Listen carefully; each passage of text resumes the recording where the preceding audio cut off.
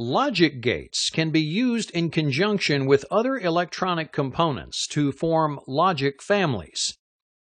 These circuits follow the rules of logic electric circuitry to perform electronic tasks. This logic family has 3 buttons: an AND and a NAND logic gate, various power and grounding sources, an optoisolator, a transistor, a motor, and a buzzer.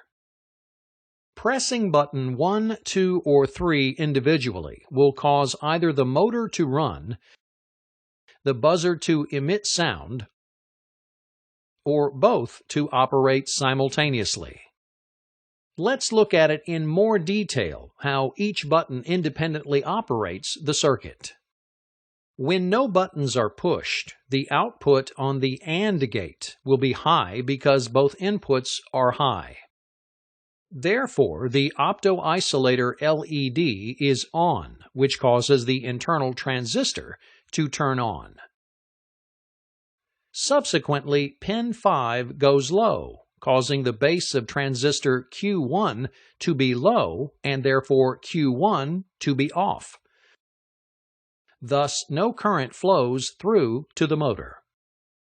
Also, the NAND gate output is low because both inputs are high and therefore no voltage is available to power the buzzer, so it remains off. When button 1 is pushed, the input to the AND gate remains high. Therefore, the motor is still not powered. With one input low and the other high, the output of the NAND gate goes high, causing the buzzer to sound.